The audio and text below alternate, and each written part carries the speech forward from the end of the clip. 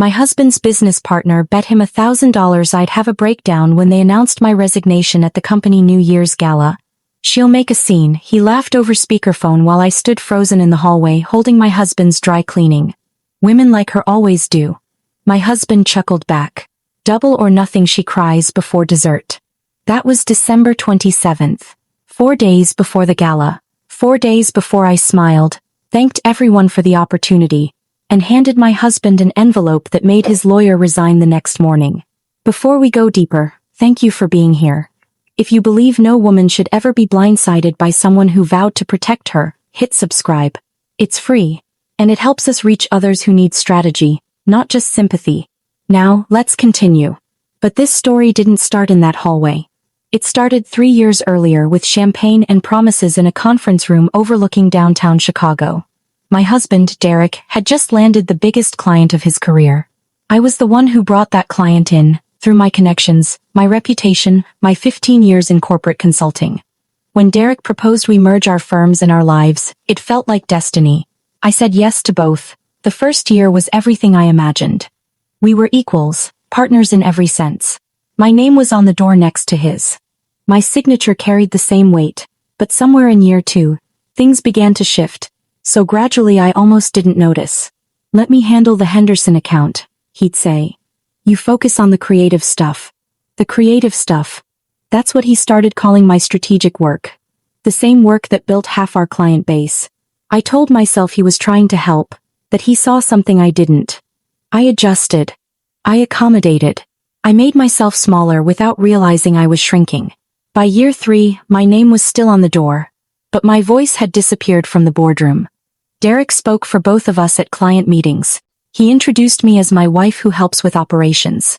Helps? Like I was an assistant. Like I hadn't built a 7-figure consultancy before I ever met him. His business partner, Greg, made it worse. They'd laugh together at dinners about letting the wives think they're in charge. Greg's wife would smile tightly and pour more wine. I'd change the subject and pretend I didn't hear. But I heard. I always heard. "You'd be lost without me, you know," Derek said one evening, swirling his scotch while I reviewed quarterly reports at the kitchen table. "This business runs because I close deals. You just organize things." I looked up from my laptop. "I brought in 40% of our revenue last year." He smiled, the kind of smile that made me feel foolish for stating facts. "Sure, but who actually sealed those contracts?" He kissed my forehead and walked away. I sat there, cursor blinking on a spreadsheet I'd built from scratch, and felt something harden in my chest. I started paying attention after that. Really paying attention. To the way he'd cut me off mid-sentence in meetings. To how he'd take credit for my proposals and frame them as collaborative efforts he'd refined.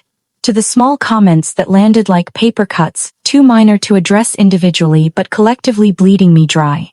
"You're overthinking again," he'd say when I pushed back on a decision. "This is why I handle the big picture."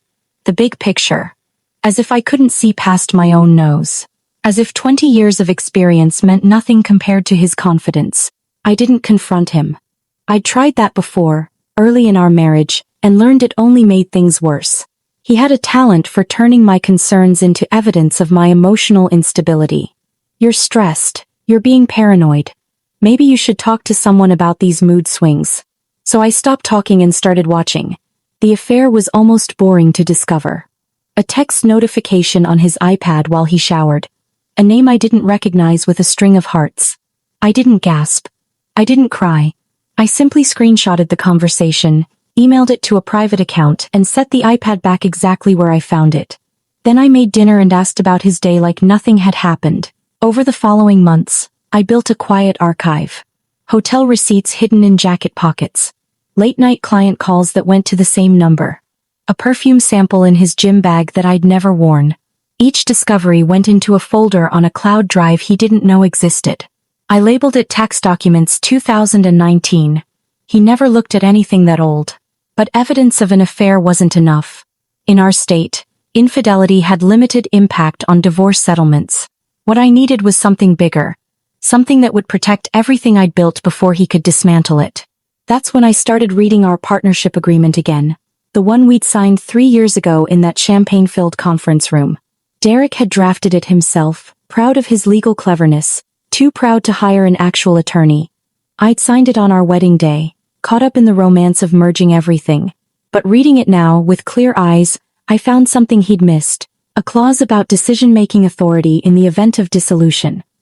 A clause that gave whoever initiated separation proceedings first a 72-hour window to restructure asset allocation. He'd written it thinking he'd always be the one in control.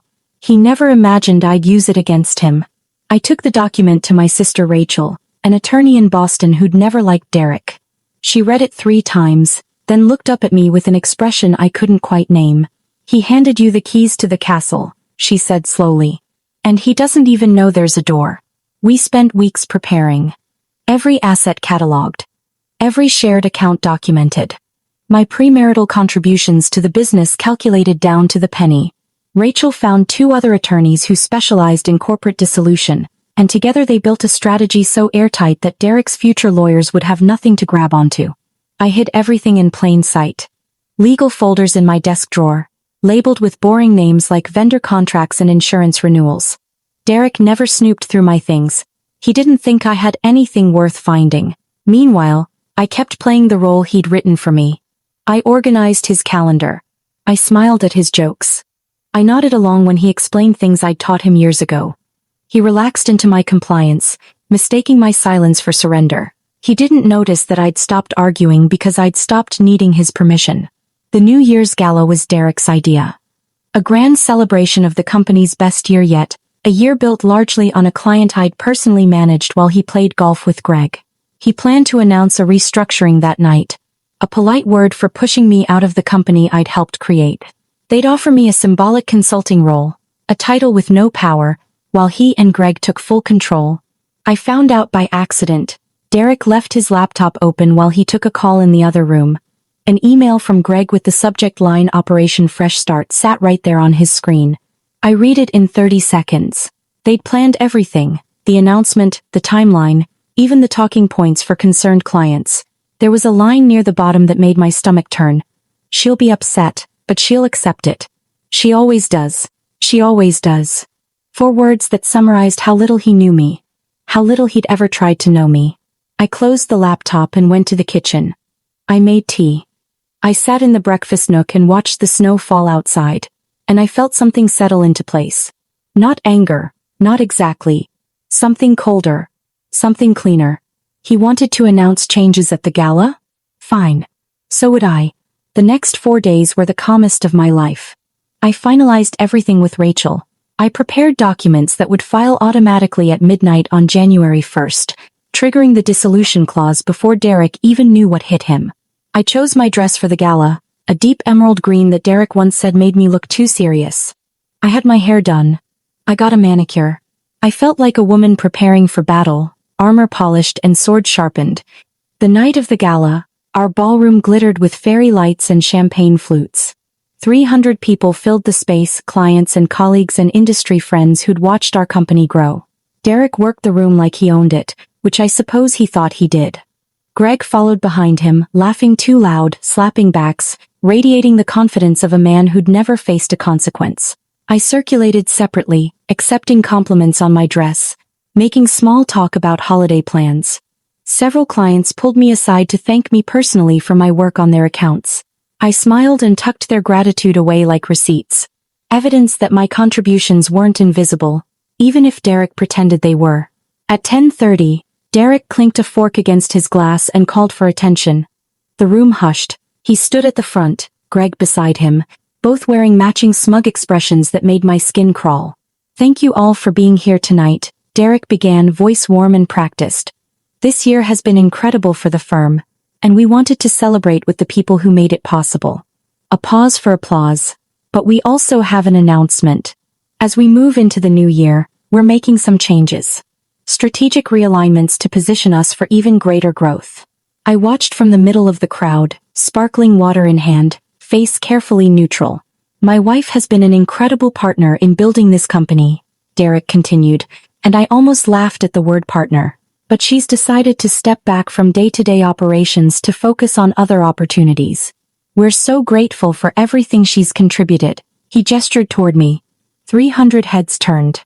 Someone started clapping uncertainly. Derek's smile was wide and fixed, waiting for me to play along, to nod graciously and fade into the background like I always did. I didn't nod. Instead, I walked forward, heels clicking on the marble floor. The clapping died down. Derek's smile flickered, just slightly, as I approached the microphone. "Thank you, Derek," I said, my voice steady and clear. "I appreciate the kind words. And you're right. There are going to be changes." I reached into my clutch and pulled out an envelope. Derek's eyes tracked it like it might explode. Greg shifted his weight, suddenly uncomfortable. "Effective midnight tonight," I continued. "I've initiated dissolution proceedings under Section 4.7 of our partnership agreement. The clause you wrote yourself, Derek. The one that grants the initiating party primary restructuring authority." The silence was absolute. I could hear the ice settling in someone's drink across the room. "What this means," I said, turning to address the crowd, "is that the company will continue operating smoothly under new leadership. I'll be assuming control of all client relationships I personally developed, which represents approximately 60% of our current revenue. Mr. Harrison and Mr. Mitchell are welcome to build something new with the remaining accounts." Derek's face had gone pale. "You can't do that," he managed. That clause was never meant to." "It's already filed," I said calmly. "My legal team submitted the paperwork 2 hours ago. You should be receiving notification any moment now." As if on cue, Derek's phone buzzed in his pocket. Then Greg's. Then several others around the room, attorneys and executives checking their own devices as the news rippled outward. I turned back to my husband, meeting his eyes for the first time all evening. "You bet I'd cry before dessert," I said quietly, just loud enough for him to hear. "But I don't cry over things I've already grieved." Then I pulled out a second envelope and handed it to him directly. "These are the divorce papers. I've already signed. The prenup we agreed to protects my premarital assets, and the clause about business dissolution means the company split is already determined. Your attorney can review everything, though I understand he may have questions about that partnership agreement you were so proud of." Derek stared at the envelope like he'd never seen paper before. His mouth opened and closed. No sound came out. Greg stepped forward, face red. "Now wait just a minute. This is completely inappropriate. You can't just—" Actually, a voice cut in from the side of the room. "She absolutely can." I turned to see a woman I recognized, Derek's assistant of 4 years, moving toward us. She was carrying her own folder. "I've been keeping records too," she said, not looking at Derek. "Of the client meetings he claimed to run solo that were actually handled by his wife. Of the proposals he presented as his own that came from her files. Of the revenue projections he inflated to secure his bonus while understating her contributions." She placed the folder on the nearest table. "It's all documented. With timestamps." The room erupted into murmurs. I hadn't planned this. Hadn't known Derek's assistant was watching as closely as I was. But apparently, I wasn't the only one who'd grown tired of being invisible. Derek finally found his voice. "This is insane. You're all insane. I built this company. I made it what it is." "You made it what it is?" The question came from the back of the room. Marcus Chen, our largest client, the one I'd spent 2 years cultivating. He stepped forward, arms crossed. "Because I distinctly remember choosing this firm because of a proposal your wife presented. A proposal you tried to take credit for in our last meeting. By the way, she was too polite to correct you. I wasn't sure if I should say anything." He shrugged. "Guess now I should." More voices joined in. Clients confirming they'd worked primarily with me. Colleagues remembering projects I'd led that had been rebranded as team efforts. A picture emerging of a woman who'd been systematically erased from her own success story. Derek stood in the center of it all, shrinking somehow, becoming smaller as the truth grew larger around him. Greg had already slipped toward the exit, self-preservation winning out over loyalty. I didn't gloat. I didn't need to. The facts spoke loudly enough. "I think we're done here," I said finally, retrieving my clutch from the table. "Happy New Year, everyone. I look forward to working with many of you in the months ahead." I walked out of the ballroom without looking back. The cold January air hit my face like a benediction, sharp and clean and exactly what I needed. Behind me, I could hear the Gala collapsing into chaos, Derek's voice rising and falling as he tried to salvage something unsalvageable. My phone buzzed. A text from Rachel, documents filed. "It's done." Congratulations, sis. I stood on the sidewalk outside the hotel, snowflakes catching in my hair, and breathed deeper than I had in years. The aftermath unfolded faster than I expected. By January 3rd, Derek's attorney had contacted mine to negotiate, but there wasn't much to negotiate. The partnership agreement was clear. The prenup was solid. The evidence of his affair, which I'd submitted as supporting documentation, eliminated any sympathy he might have garnered. Greg tried to sue for breach of something or other, but his case fell apart when Marcus Chen and 3 other major clients publicly announced they were following me to my new firm.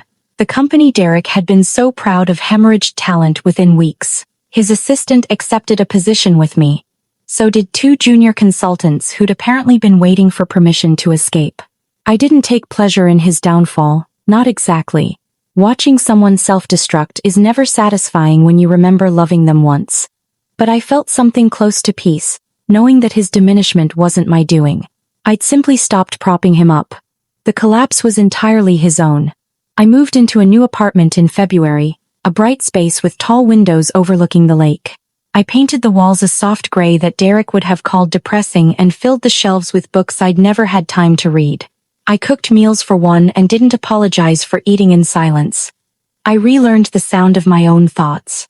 In March, I officially launched my consultancy. Smaller than before, more focused, entirely mine.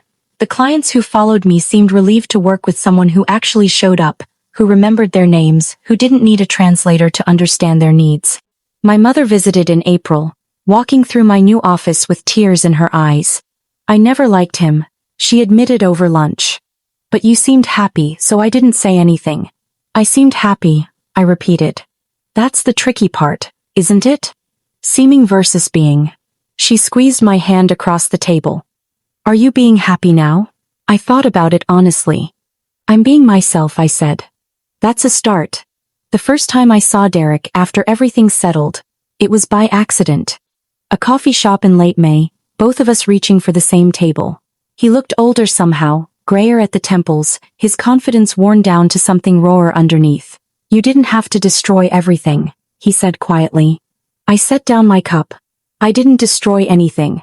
I just stopped pretending I was less than I am. He opened his mouth like he wanted to argue, then closed it again. After a moment, he simply nodded and walked away. I watched him go and felt nothing at all, which I suppose was its own kind of closure. Last month, I had dinner with Marcus Chen and his wife. They're expecting their first child, thrilled and terrified the way all new parents are. Over dessert, Marcus mentioned that he'd heard Derek was consulting now, small projects, nothing significant.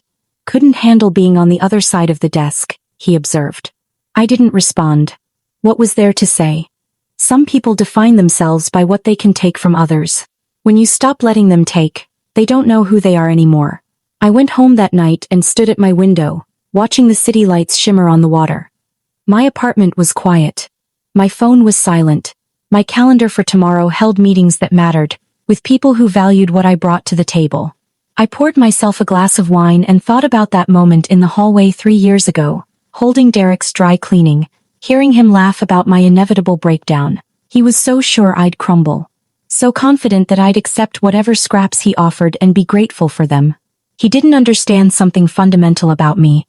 About any woman who spent years building something real while someone else took credit. We don't crumble. We calculate. We wait. We watch. And when the moment comes, we don't need drama or tears or public scenes. We just need the truth. If this story resonated with you, if you've ever felt underestimated by someone who should have been your partner, hit that like button right now. My favorite part was the moment Derek's own assistant handed over that folder. What was yours? Tell me in the comments. And for more stories of quiet strength and smart strategy, subscribe and tap that notification bell. You deserve to know you're not alone.